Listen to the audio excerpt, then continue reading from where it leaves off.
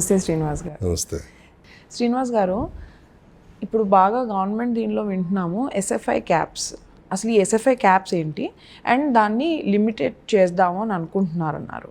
బాగా వినిపిస్తుంది. అసలు ఏంటిది అండ్ ఏంటి దీనివల్ల లాభం? అంటే మనకి వేరే స్టేట్స్తో కంపేర్ చేసినప్పుడు హైదరాబాద్కి కొన్ని బెనిఫిట్స్ ఉన్నాయి. తెలంగాణలో మనకి అన్లిమిటెడ్ ఎస్ఎఫ్ఐ ఉంది. మనకి అంటే ఇంత ఎకరానికి ఇంత ఎస్ఎఫ్ఐ కట్టాలని ఏం లేదు. కరెక్ట్ రోడ్డు ఉండి మనకి రోడ్డు పెడుతుంటే ఎన్ని ఫ్లోర్లు అయినా హైట్ వెళ్ళొచ్చు. సపోజ్ 30 లెవెల్ 30, 40, 50 అలా వెళ్తున్నప్పుడు దానికి తగ్గ సెట్ బ్యాక్స్ వదులుతారు చుట్టూతా 4 సైడ్స్. కానీ వేరే చోట అయితే ఎస్ఎఫ్ఐ క్యాప్ ఉంది. ఇన్ని ఎకరానికి ఇంతే కట్టాలి, ఇంత మించి దాటకూడదు. అలాంటిది ఇప్పుడు మనకి అన్లిమిటెడ్ ఎస్ఎఫ్ఐ ఉండటం వల్ల హై రైజ్ ఎక్కువ వస్తున్నాయి. సో గ్రోత్ కారిడార్లో అన్నీ ఉండాలి, తప్పదు మనకి. మన స్కై క్రేపర్స్ లేకపోతే అందం కూడా ఉండదు సిటీ. బట్ కొన్ని ఏరియాలకి కొన్ని లిమిటేషన్స్ పెడితే బాగుంటుందని ఎక్కువ మంది బిల్డర్లు భావిస్తున్నారు. గవర్నమెంట్ కూడా దాని గురించి ఆలోచిస్తుంది. దాని మీద lot of research is going on. Very shortly government May implement SFI. అదే. సో దానివల్ల మీ బిల్డర్స్ దీనికి కూడా లాభం ఉంటుందని అనుకోవచ్చా? అంటే కొంతమందికి అంటే ఎనీ ఒక రిఫార్మ్ తీసుకొచ్చినప్పుడు ప్రోస్ అండ్ కాన్స్ రెండు ఉంటాయి. కొందరికి లాభపడవచ్చు, కొందరికి నష్టం రావచ్చు. సో రెండు ఉంటాయి. సో కొందరికి అది ఇబ్బందికరంగా ఉండొచ్చు, కొందరికి అడ్వాంటేజ్ అవ్వచ్చు. Depends on the area and the way they construct. వాళ్ళ దాన్ని బిజినెస్ స్వరూపాన్ని బట్టి ఆధారపడి ఉంటుంది. సో సార్, ఈ హై రైజ్ టవర్స్లో మనం చూసుకున్నట్లయితే కనుక మోస్ట్ ఇంపార్టెంట్లీ ఇప్పుడు ఎవరికైనా సరే దాన్ని ఎక్స్టీరియర్స్ అవి చూస్తూ ఉంటారనమాట. నేను when I buy a flat, say this thing, a villa or a flat, do I have the authority to make any changes in the exteriors? So yes, partially no. Because you can make some changes in the interiors. Okay. Either flat or villa. But exteriors, no. Because that's a common design for all. Okay. Exteriors you cannot change. In interiors you can change to some extent wherever you need. For there also you cannot change every part. Because all are interlinked for the high-rise buildings. Villa you can change interiors as you wish. But whereas in apartments you cannot change all the parameters. Certain extent you need some extra switchboards you can do. You need some extra wall you can construct. You need to remove some wall, you can do it. So the wash basin should be changed to the place of wash basin can be done. Like that some changes can be made, but not all. ఇప్పుడు ఇదే యూఎస్లో చూసుకుంటే కనుక మనకి వాళ్ళు even they calculate per bathrooms, number of bathrooms వాళ్ళకి increase అవ్వకూడదు, ఒక దీనికి సెట్ ఇది. మన ఇండియాలో మాత్రం అలాంటివి రూల్స్ అవి ఎందుకు లేవు అంటారు? అంటే వాట్ ఈస్ ద డిఫరెన్స్? అంటే మనకు కూడా వీ హ్యావ్ అవర్ రూల్స్. ఇండియాకి మన ఇండియన్ రూల్స్ సిచ్యువేషన్ తగ్గట్టు ఇండియాలో రూల్స్ ఉన్నాయి. అలాగే మనకి ఈచ్ స్టేట్ డిఫరెంట్. సో మన స్టేట్కి తగ్గట్టు మన స్టేట్లో గవర్నమెంట్ పాలసీస్ ఉన్నాయి, జీవోలు ఉన్నాయి. అన్ని బిల్డింగ్స్ కూడా ఆ జీవోల ప్రకారమే కట్టాలి. వేరేస్ ఫైరు మన ఎన్విరాన్మెంట్ అయితే నేషనల్ లెవెల్ పాలసీలు ఉన్నాయి. మనకి ఎన్బిసి ఉంది, నేషనల్ బిల్డింగ్ కోడ్. మన బిల్డింగ్స్ అన్నీ అందులోకే వస్తాయి, దాని ప్రకారం కట్టాలి. దాన్ని బట్టే స్టేట్ గవర్నమెంట్ జీవోలు ఉంటాయి. సో లాట్ ఆఫ్ జీవోస్ ఉంటాయి. నేను చెప్పినట్టు ఇదివరకు పర్మిషన్ ఒక బిల్డింగ్ కట్టాలంటే irrigation, fire, airport authority, environment clearance, HMDA if it is under HMDA, if it is under GHMC, ఇట్లా అన్ని రకాల పర్మిషన్ తీసుకోవాలి. ఈ అథారిటీస్ అన్నీ కూడా అన్నిటినీ చూసి మాత్రమే పర్మిషన్ ఇస్తాయి. సో మనకు కూడా బిల్డింగ్ కోడ్ ఉంది. మన అవసరాలకు తగ్గట్టు, మన లోకల్ నెసెసిటీ తగ్గట్టు డిజైన్ చేసి మనం చేసుకుంటున్నాం అనమాట. అది శ్రీనివాస్ గారు, ఇప్పుడు ఉన్న టెంపరేచర్స్కి ఇంకా క్లైమాటిక్ చేంజెస్కి చాలామంది they are adapting solar systems అనమాట, పవర్ సిస్టమ్స్. బట్ ఇవి ఇండిపెండెంట్ హౌసెస్, విల్లాస్కి అయితే మనం చాలా చూస్తున్నాం. అపార్ట్మెంట్స్లో ఎందుకు అసలు వీళ్ళు సోలార్ ఇవి పెట్టుకోవడానికి స్కోప్ లేదా? ఇండిపెండెంట్ విల్లా అంటే మన టెర్రస్ మొత్తం మనకే రైట్ ఉంటుంది. టెర్రస్ మనకి ఫ్రీగా ఉంటుంది. సో టెర్రస్ మీద మనం సోలార్ ప్యానెల్స్ పెట్టుకోవడానికి ఛాన్స్ ఉంటుంది. బట్ వేరేస్ అపార్ట్మెంట్స్ 20 ఫ్లోర్లు ఉన్నా 10 ఫ్లోర్లు ఉన్నా ఒకటే టెర్రస్ ఉంటుంది కదా. సో ఆ టెర్రస్ కూడా మనం ఈ సోలార్ ప్యానెల్స్తో కవర్ చేసేస్తే కొన్ని ఇబ్బందులు ఎదురవుతాయి. టెర్రస్కి వెళ్ళే వాళ్ళకి కావాలి కదా. అందువల్ల అపార్ట్మెంట్ మీద పెట్టలేము.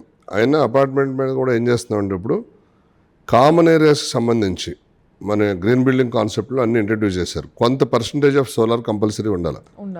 సో అదేం చేస్తున్నామంటే ఇప్పుడు కొన్ని ప్యానల్స్ ఫిట్ చేసి సోలారు మామూలుగా మన కామన్ లైటింగ్, కామన్ ఏరియాలో వాడే వాటికి, పార్కుల్లో వాడే వాటికి, వీటన్నిటికీ కూడా సోలార్ పవరే వాడుతున్నాం.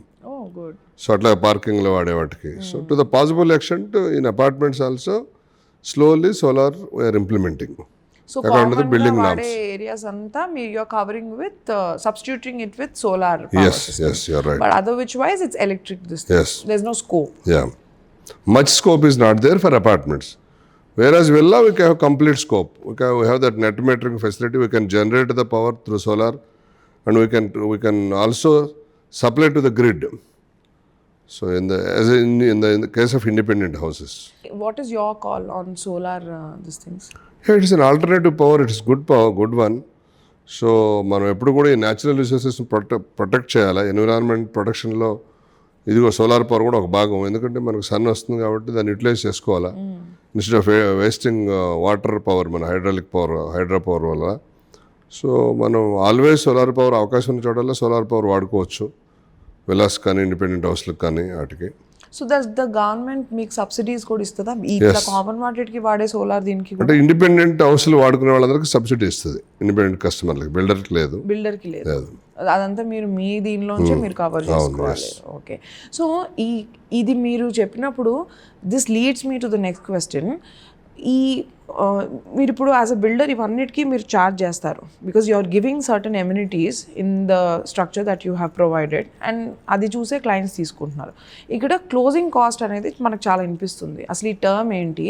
And closing cost at the time of closing cost మీరు నాకు ఇచ్చిన తర్వాత నాకు ఇంకా సాటిస్ఫాక్షన్ లేదన్నప్పుడు కెన్ ఐ స్టిల్ నెగోషియేట్?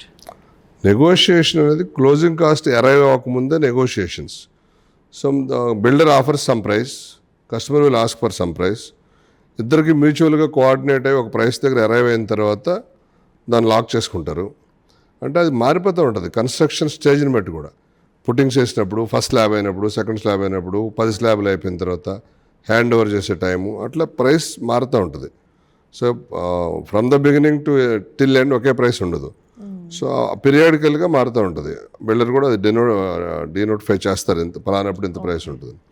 అది మనం ప్రైస్ నెగోషియేట్ చేసి ఒక అరైవ్ అయిన తర్వాత క్లోజింగ్ కాస్ట్ అంటాం దాన్ని, ఫైనల్ కాస్ట్. దాని తర్వాత దాని ప్రకారం డౌన్ పేమెంట్ చేసి బ్యాంక్ లోన్కి వెళ్తారు. ఇంక తర్వాత మార్పులే ఉండవు.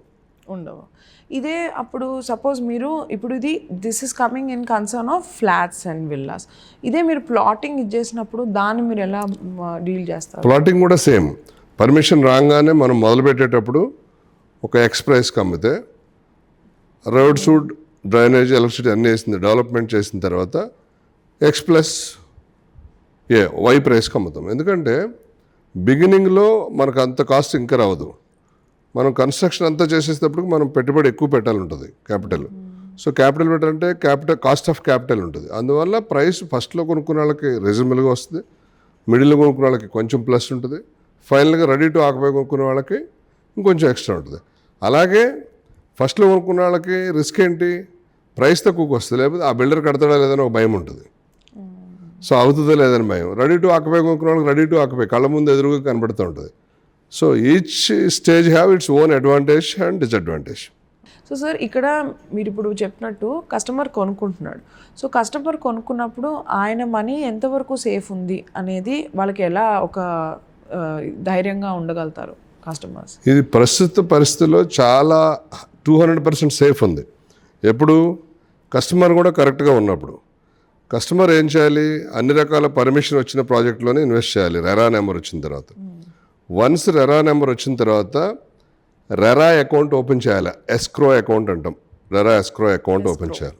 ఎస్, దాంట్లో 100%, 70%, 30% అని 3 అకౌంట్లు ఉంటాయి. మూడు నెంబర్లు ఇస్తారు బ్యాంకు.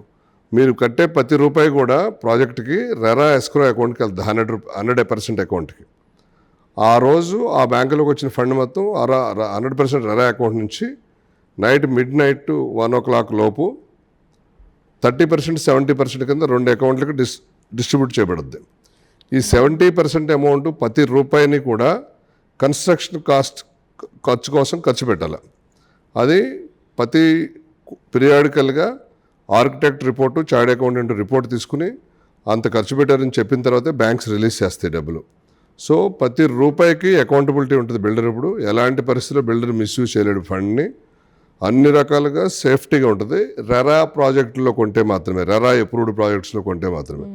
అలా కాకుండా దురాశకు షార్ట్ కట్ మెథడ్స్లోనే వెళ్ళి పర్మిషన్ లేని వాళ్ళ దగ్గర ప్రీ లాంచ్ ఆఫర్లో కొని ఇబ్బంది పడే వాళ్ళని మనం ఏమి చేయలేం.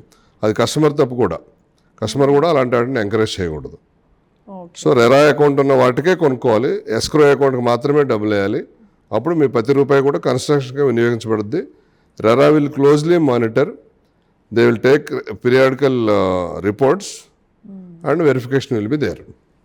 బికాజ్ మీరు చెప్పే వరకు ఈ ఎస్క్రో అకౌంట్ గురించి చాలామందికి సరైన అవగాహన అయితే లేదు. బికాజ్ ఇది మాకు వచ్చిన కామన్ క్వెరీస్లో ఏంటంటే, నేను ఫ్లాటో ప్లాటో ఏదో ఒకటి కొనుక్కుంటున్నా, బట్ నా మనీ నిజంగా ఎంతవరకు కరెక్ట్గా యూటిలైజ్ అవుతుంది, is it in safe hands అనేది జనాలకి ఎప్పుడూ ఒక డౌటే. అండ్ మీరు చాలా క్లారిటీగా ఈరోజు మాకు చెప్పారు దాని గురించి.